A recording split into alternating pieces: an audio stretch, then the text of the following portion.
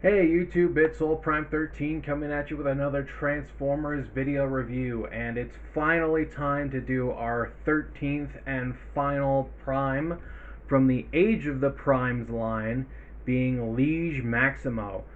So yeah, this has been a long time coming, and I know I'm a little late on filming this review. Again, I've had a lot going on the past couple months, so I'm kind of behind again, but I'm glad I'm finally getting to take a look at this guy. And I'll admit, he's got a couple small flaws and a couple nitpicks, but overall, I think he's a pretty solid figure. But first, we will start with a look at the box. So here we have his Space Avocado mode, which, yeah, that's pretty interesting for an alt mode. And then we do have him in his robot mode there. We do have our primes on this side. We got our artwork on this side. We got his name on this side. We got our legal jargon. And then we do get our product shots. So there's the box. And let's see, we also get his lovely instruction booklet. Just open this up. So there's all that. And yeah, the big back spikes are packed separately in the box along with his weapons. So anyway, there is that. And here we can take a look at our big, mean green machine.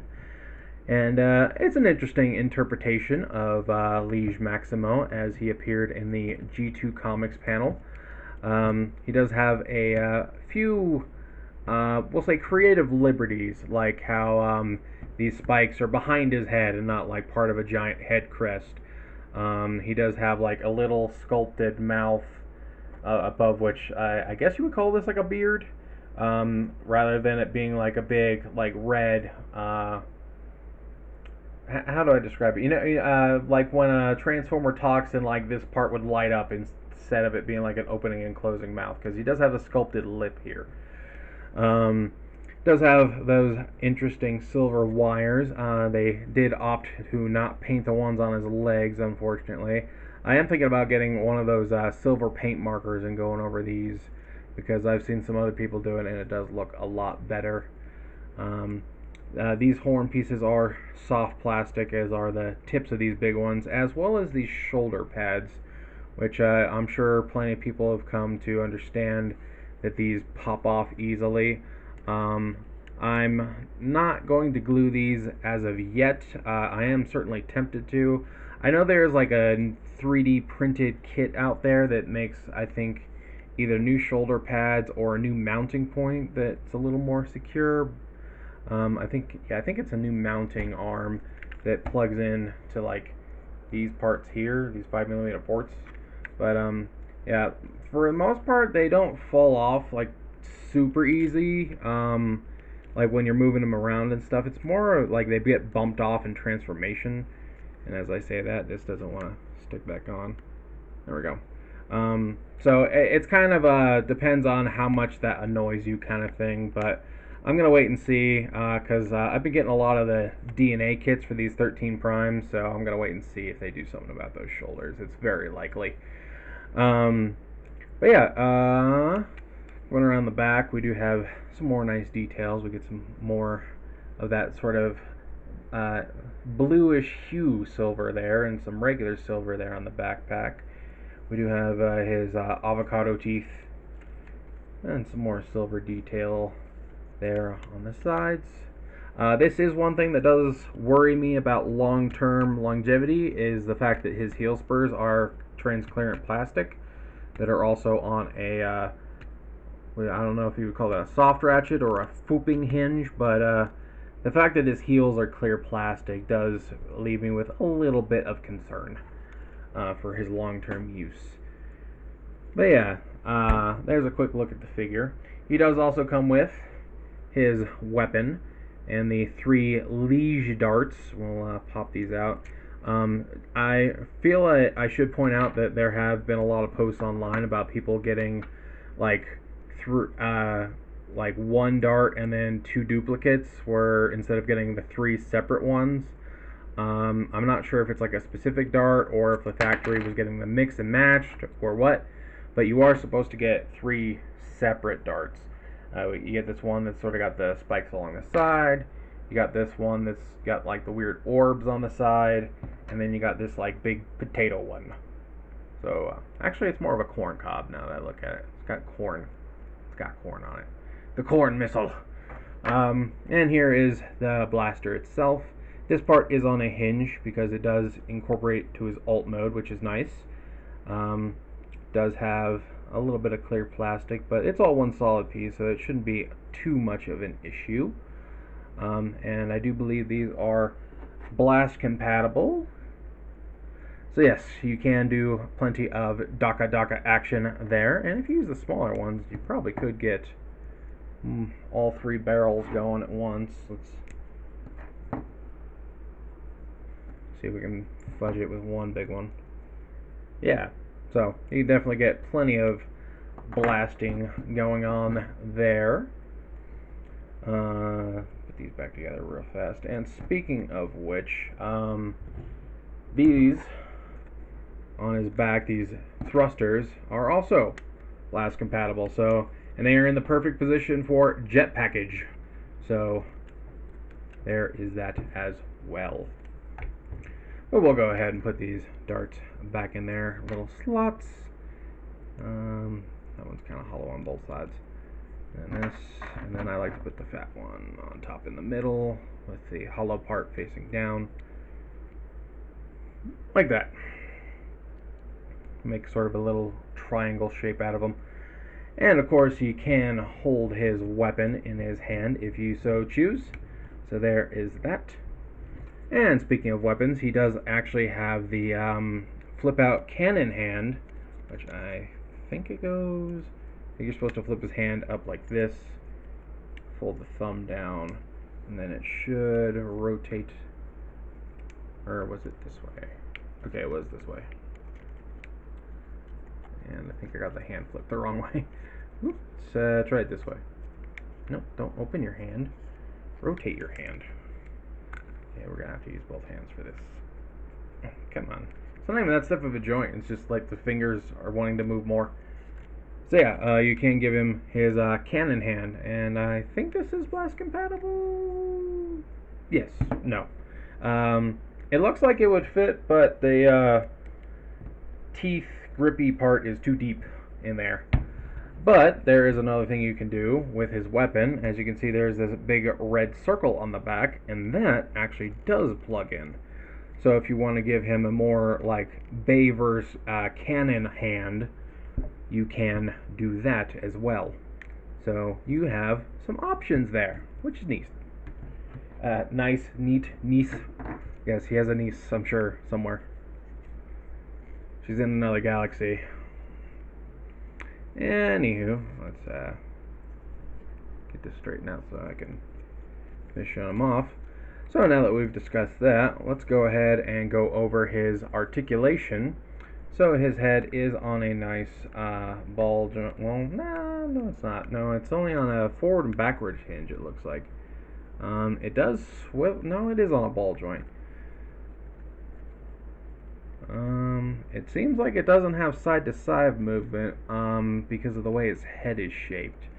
But yeah, it is actually on a ball joint.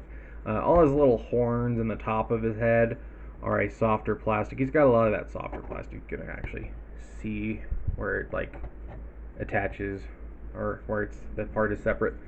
You can lift the shoulder pads up, and that will allow you to give him some arm rotation. It does do a full 360 if you account for the collision of both the shoulder pads and those giant spikes. He does have a slight butterfly joint due to a transformation hinge. We do get a bicep swivel. We do get a little over 90 at the elbow. Do have a full wrist rotation. He does actually have a joint at the fingers for all four fingers molded together. And surprisingly, he has a thumb hinge. You can see that. He has a little hinge for his thumb, which I was not expecting when I first pulled this figure out. but that's pretty neat. And then we do get a, whoop, just knocked the camera around, do get a full 360 waist, and I do believe that's also involved with the transformation. So you get full out to the side, flip up the skirt piece, and you can get a forward kick. You can get over 90 degrees at the knee, and you do get quite a bit of back motion depending on how you bend his leg. We do get a thigh swivel, and we do get a little up and down at the toe, more for transformation, but it might help with posing. And of course you do get your ankle movement. So there is that. Okay, moving on. There are a couple other things we need to discuss feature-wise. So if we bring in the Coronation Star Scream from Studio Series, get out of there. Get out of there. Take this cape off too. And I believe we have to take the null rays off as well. So go ahead and get you out of here. Have a real prime sit on the throne. And there are these two big pegs that plug into his back, and they will just slide up exactly where those null rays were. And you can just have those sitting up. And now, stop flopping around. If we want, we can just get him in sort of a seated position here.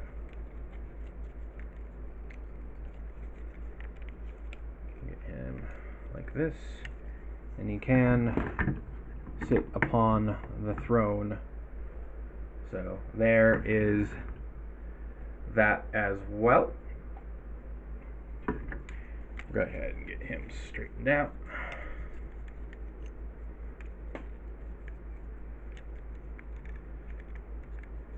Come on. And just take this off of the throne and stick that back on. And again, it's a little different for this because you can see the gray piece has two ports and there are two posts, and you just plug those on like that. So there is that.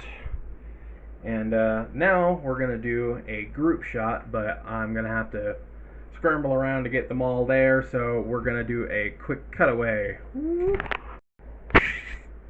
And here we have the full 13 together. We're going to pull back here so we can get them all in the shot, especially with Optimus, Star Optimus being a Titan. But yeah, there's the whole group together. Some of them do have some extra accessories, but these are all the stock versions. So, but yeah, overall a nice little group shot. But we'll go ahead and get these guys all out of the way now. Just toss them off to the side. Worry about sorting everything out when I'm done with the video. Ooh boy.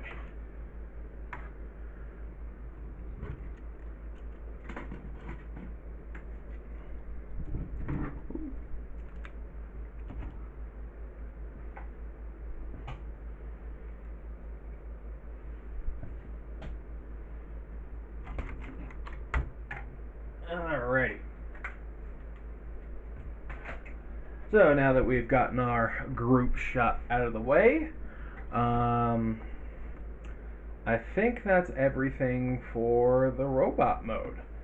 We showed off all his little gimmicks. We showed off his prime artifact and weapon. We did the comparison with the other 13. We did the Starscream throne thing. I think that's everything. Anyway, that means now we can move on to transformation.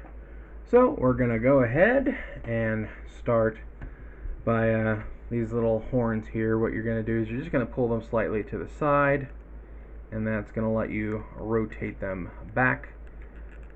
And rotate them back so that they are facing up like this. And then we want to pull back on this. I believe we need to pull, forward on his head a little bit. And this will come all the way out, and that will let us slide his head inside and close this back up. And now this will fold down. Then we are going to come back here. No, yes. And then straighten this out a little bit. And then we're going to come here to the chest.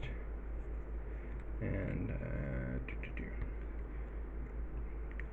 right, I believe, yeah, you want to pull these butterfly joints forward, and that will let you slide them out like so.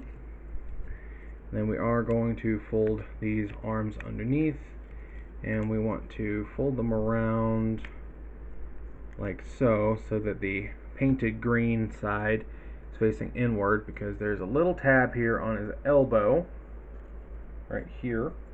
It's going to go into a little slot underneath here like so and like so.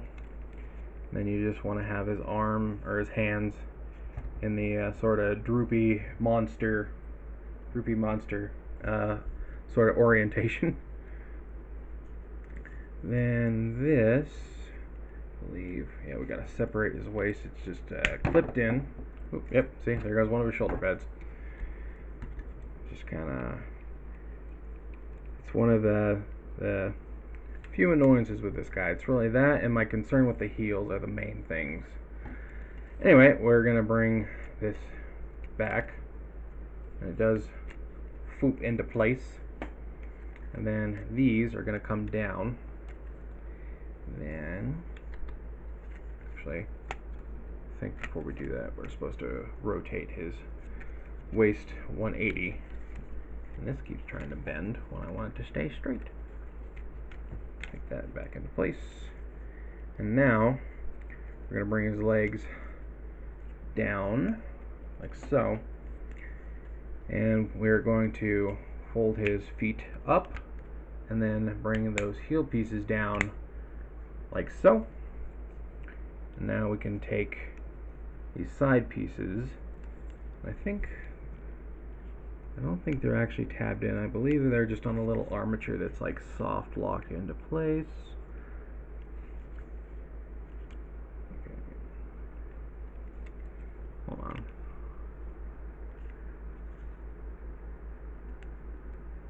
Pretty sure that's what's going on here.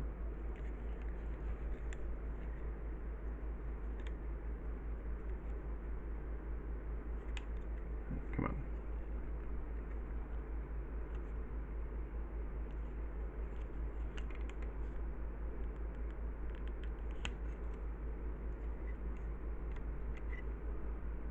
There we go. Okay, now I remember. Yeah, it's there's actually a tab right here is what you're pulling up on. Then that's gonna free up this to rotate around, and then straighten that back out. We want to fold this down like so. And I don't. Hold on. Feels like something here is not fitting right, so I want to double check. Yeah, well, that should be it. Anyway, so yeah, we do want to sort of, yeah, set it up like this, like here, and we're going to fold these legs the rest of the way up. We're going to put this big shell piece around his arms, like so. And before we close this all up, we're going to bring his gun in. You're going to fold it along that hinge like so. And then these two little tabs here on right here and here along the gray piece are going to tab into his heel spurs like that and like that. I think you can actually just do this after it's all done. I don't think anything else locks in, and those don't get covered up or anything. But now you just want to bring the oh, actually no, I'm wrong. You do actually want to do this now, because if you look, this piece is actually supposed to slot in right here. And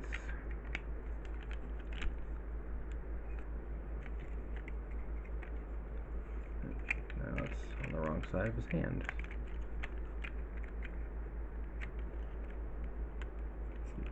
It's being extra difficult because the camera's on. Yeah, then we wanna. Oh, come on. It's because the camera's on. It's because the camera's on. I think there's a spot where his legs are supposed to tab together and stuff. Oh, yeah, that's yeah, legs are supposed to tab together, and you can see there's his slot here where these two tabs will come together and fill that in. Let's get those lined up first and get that slotted in. That's probably why it's flopping around so much. Right, this way. And I think the thumb is supposed to be straight down too. Come on, there we go. I'll get it right one of these days.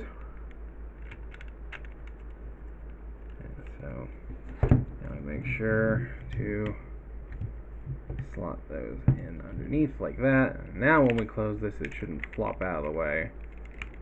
And that should, yep, there. See, and then it tabs in there as well. And then we are just supposed to flip these little avocado pieces out and sort of press the shoulder pads down a little bit. And then these, I think, are just supposed to, yeah, I think they're supposed to sit flat, and then, yeah, straighten these out a little bit. And there we have our evil avocado. So, yeah, there we go.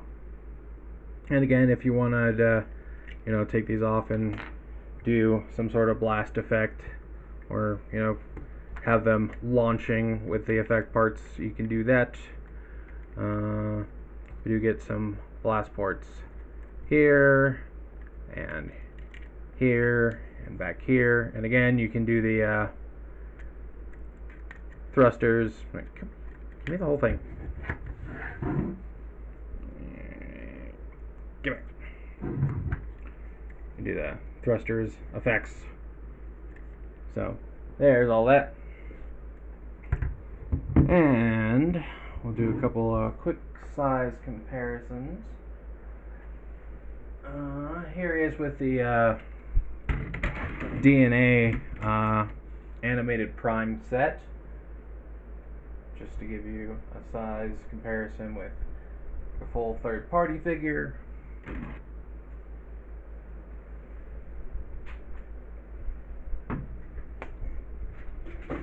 don't know if you fell.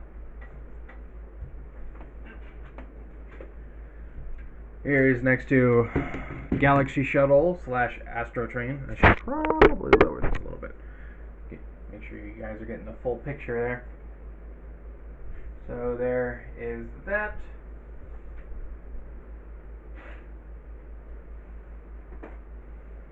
And for just one more, here he is with good old generic Seeker. Just to give you an idea of how he stacks up with some various molds. I think I was about to say those are all Voyagers, but Galaxy Shuttle / Astro Train was leaders. Anyway,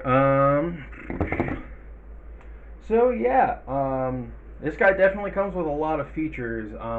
He definitely feels like one that had a lot more thought put into him than some of the others. Cough, cough, Nexus. Out of the 13, I think he's in the higher end for me. He does have a lot of soft rubbery bits, but I do kind of understand with how many spikes he's got. These ones are actually just rounded off, but they do have some like little serrated mini spikes on them. Yeah, these are soft. These are soft. This is soft. This is soft. Yeah, really, it's the shoulder pads and the clear heels are really my only grievances. But overall, I think this is kind of neat. And I'm sure a lot of people now are aware of the upcoming Unicron Soldier because it's now out for pre-order. And a lot of people have been saying that they should have used this mold instead of Megatronus because, like, This right here. And it already does feel more like a Unicron style tank from that like Cybertron version or whatever it was than Megatronus did. I do kind of like the Megatronus one that they are doing, but I do feel like it's not finished. Like the whole top half of the vehicle feels unfinished. So I understand why a lot of people would have wanted this. Hopefully, like some third-party company will like maybe at least like paint this part in like orange and make an adapter to attach it or something. I don't know.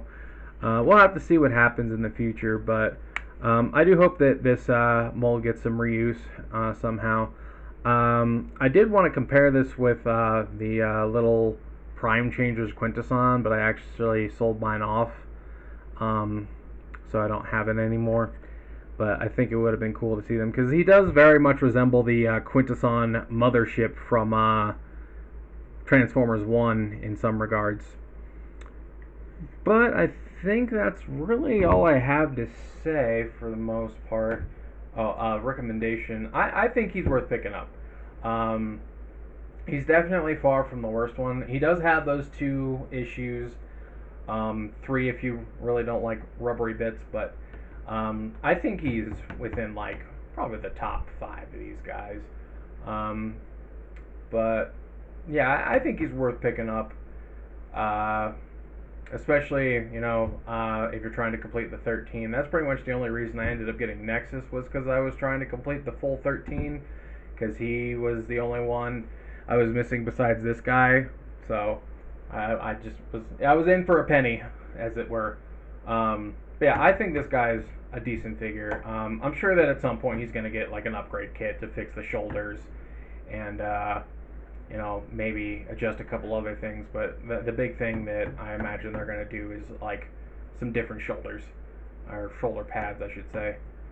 But yeah, I think I've rambled on long enough, and I think I'm going to go ahead and wrap up this review. So this is Soul Prime 13 saying transform and soul out.